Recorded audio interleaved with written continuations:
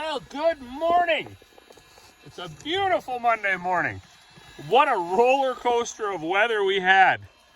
So I guess all we got off the start here will be a quick update what we had going on last week. Well, we had a guy drop off 50 totes. So we got to steam those out. We always like to give them a good rinse, regardless of what was in them. Make sure they're nice and clean. So we got those to rinse out. We had a bunch of feed that we were making, and then the kids had a hockey tournament over the weekend. So all weekend we were basically hanging out at the rink. We did get molasses last week. I went up and I checked all my bins last week. They are all consistently now cooling down, all the sensors. We are going to have to run up another hay bale to them steers. I know Corey's been back and forth up there. We got lucky here about, 6-8 weeks ago. There was a lady that had been getting a couple of bags of feed here, and I'm not exactly sure what her program is, if she just likes raising chicks or not. But anyways, long story short, she raises chicks, but then they usually go on their holiday, and then they have no place to put the chickens.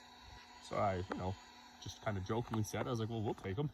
And yeah, actually she brought them. So she brought Corey, I think, 30 leghorns, and we went from no chickens, because the coyotes ate all the chickens this summer. So no eggs a day to getting about, 27, something like that, eggs a day out of these 30 birds. So she's been getting, like every second day she goes up and checks them, because it's been mild, and that coop is pretty warm anyways. But yeah, she's bringing back like 2 buckets of eggs. So she's really excited about that. It is not fun owning chickens if you don't get the eggs. It's very discouraging. I did fill up my one barley bin here. There's a little bit left on the truck. I didn't want to move the auger because I'm still toying with the idea of just filling these bins up with already milled grain instead of filling with whole grains and then milling it. I think I should fill it with rolled barley, rolled oats, crushed peas, rolled wheat, and then I can just auger out into the bags and save that time on this end by just putting it right through into the mixer without waiting for it to roll. But I don't know, like you're gonna save time on one end but sacrifice time on the other end, right? I don't know what's the best. This whole thing needs a bit of a like a consultation is what it needs. It needs to sit down and actually write some stuff on paper, see where we want to go with this to make it more efficient. My buddy Rod, I think that was already in a video. He was up here, dropped off some sheep molasses, and then rain. So Saturday, we had, we just had wild weather. We had minus 30, I think actually out at Demet, a little further west here. I think they claim it was like minus 34, minus 36, something like that one evening. And then 2 days later, it was plus 3. And then it stayed like that. As you can see, the water running through everywhere.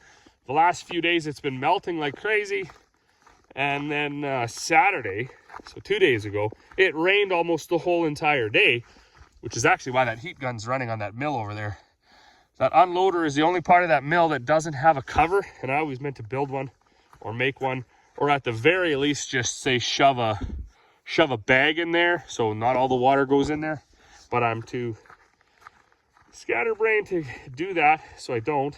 So I got the heat gun going on that to melt that ice around the bottom auger so it doesn't just blow the shear pin when I start it.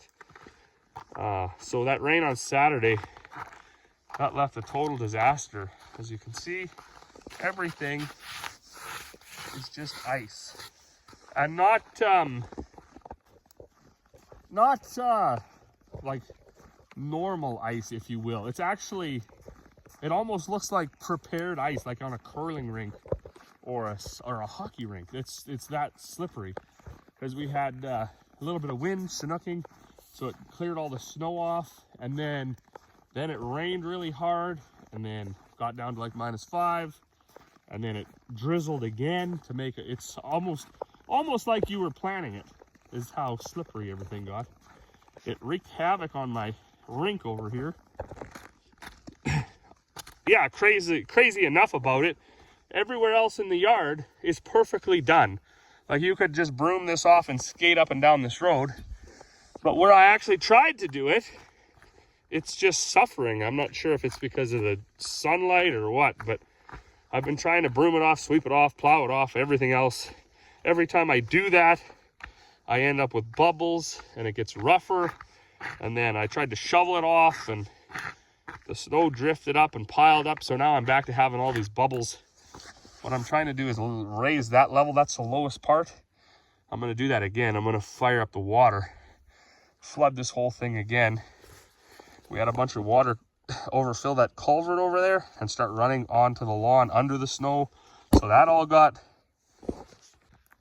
What I'm trying to say is I'm riding the struggle bus pretty hard this year with the crazy amount of snow we've had and then the crazy swings in temperatures from like minus 35 right up to plus 7. Even today, I think it's supposed to get up to above 0 again. The bumpiness, I'm not too terribly worried about because I do have that big tank in the shop. I'm going to fill that up with really, really hot water and drag that mat around, and that almost instantly melts these bumps out of here. But I just have to I have to be patient and get to a point where we get a consistent temperature. Because I'm a consistent low temperature, like, you know, at least minus 10, minus 15 for a daytime high and a nighttime. I guess for at least a daytime high, but maybe even a nighttime low of minus 20. Oh my goodness, look at that thing slobber through. Gross. Anyways, started, wasn't plugged in, but it's only about minus 7, so I didn't quite expect that much resistance to the whole situation. I've had my heat gun going here a little while. Like I say, this is the only part of this mill that doesn't have a cover. Gross. I just got all that exhaust in my mouth when I started that. So anyways, we are not carbon neutral today. What do we got going on here? I don't know how to build a cover for this.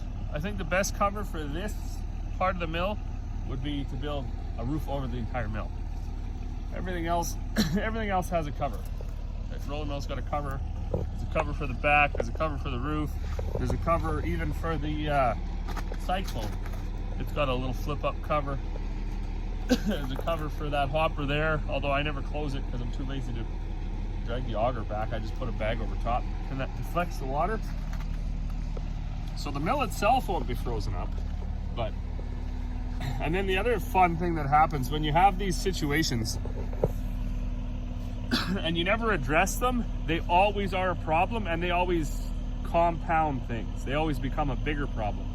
So my dad said there was an old boy, and this was like years ago when he was young, and they were talking, some lady was talking about how hard of a job it was to get eggs, and they were kind of like, well, that's kind of weird, eh? It shouldn't be that hard to go get eggs.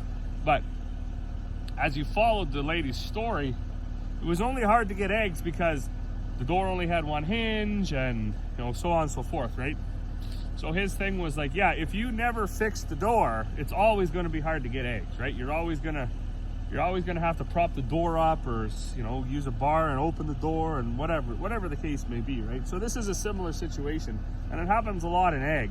If you never actually address the root cause, it's going to cause you more and more problems. And one of the problems that I had 4 days ago, because it rained then as well and melted and thawed and everything, I was trying to reach down in there and scoop out the grain, and with the heat gun going, and it burnt my jacket. So now mind you, I got this jacket on sale, but I'm pretty sure this was like a $360 jacket, and we've given her a good torching over neglecting the root cause, not putting a roof over this part. So anyway, all of that. What I'm saying is, when you can find a spare minute, you should try to make things better. Fix the problem before it costs you money. All right, that's melting away. So you can see I got quite a bit of water there now, because I'm not sure, we don't have the rain gauge out obviously because it's winter, but it must have rained at least 1/4 of an inch on Saturday. So there's going to be a whole bunch in there yet. We'll give this a little bit of time. I'll try to start that little case. That poor guy, he suffered a snow dump because There's about 3 feet of snow on this roof. And I like to keep this stuff all tight over here. That way it's not in the way. I got lots of room for big trucks and stuff over here to load, unload, whatever they need to do. Put machines over there, stuff like that. But with that in the winter, when the snow comes off the roof, it all lands on this little case. And I'm surprised it even has a muffler with the amount of snow that come flying off that roof, 2 days ago. Poor guy, he's just buried in there now. Morning. Shifted into another day. It's now Tuesday. Yesterday was a disaster. We had all of that rain over the weekend, and no matter how, I guess, you cover everything, it's still gonna find its way in through some of the cracks, and that's what happened. So the unload auger on this mill was frozen up. I thought that was the only thing. Then when I kicked it in, I blew a shear pin because the loading auger that runs under the hammer mill part of this mill was also frozen up. So that was no good. So I was down there with the heat gun, and then I had to take some stuff apart to get the shear pin replaced. And then once I got all that rolling, I jumped over to the back of the machine here and fired up the roller mill, and that also was frozen. So she was quite a bit of back and forth with things to try to get everything going. So after about probably 3-4 hours of heat gun and tools and shear pin replacement and shoveling snow off of stuff, I finally got everything going. And then of course we started to have people coming through for molasses and bags and stuff like that. So I didn't get a whole bunch done. I only got 6 bags made yesterday. Today, I'm gonna fire up this tractor right now, let it warm up a little bit, plug that little tractor in. That doesn't take long because it's got a big circulating heater and a little engine. And then we'll, while this all warms up, we'll go over, we'll flood that rink, and then, because it's -10, so it's good time now to start building ice before it snows again or whatever it's gonna do. This tractor, I don't know why, it's such an easy starter when it's plugged in. The other one, even when it's plugged in, it lags a little bit.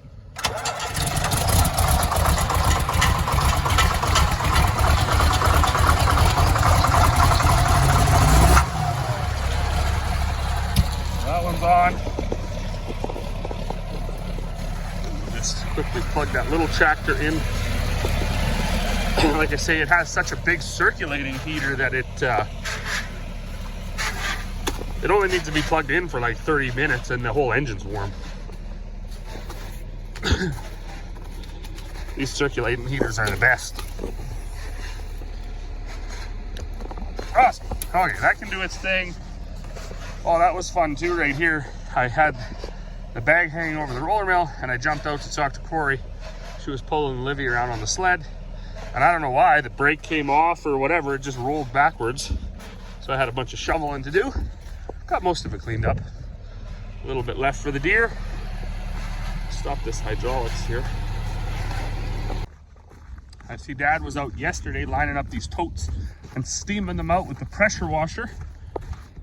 We always do that with any of these totes we buy, no matter what was in them last. We bring them home and give them a good steaming out. Make sure they're nice and clean, because those are what we use to put that cattle molasses, sheep molasses in. We are almost to the point where the rink is skatable. So we're kind of, everybody's kind of excited about that. All right, well, my original plan was gonna be just to flood this and not leave it run.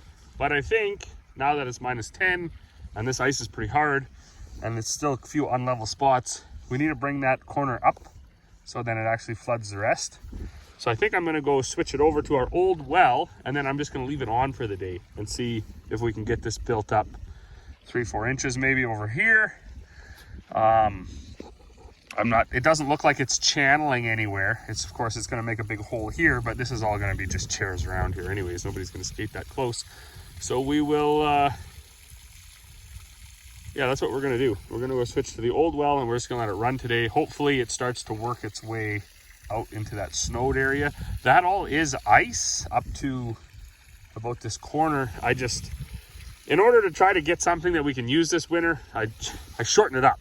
I mean, it was Buddy's idea to do the whole entire lawn, and then he only came out and helped me one time. So he's gonna lose out on that square footage, and we're gonna just try to get an area, say twice this size, that we can skate on. Get this fire pit shoveled out after a while, and yeah, see where we end up. One thing a guy notices right away is how much slower that old well pumps. I think it's only about a 5 gallon a minute pump, where our new one is like, I think 15 or 20. I thought it was 20, but maybe it's only 15. Anyways, it's quite a bit faster.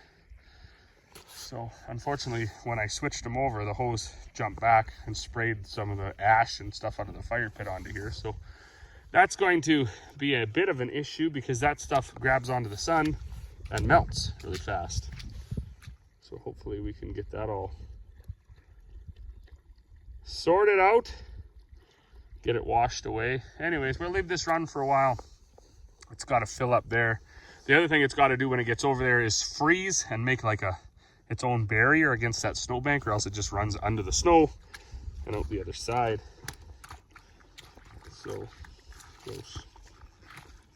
there's always a few struggles with this, but we will get it. We will get it.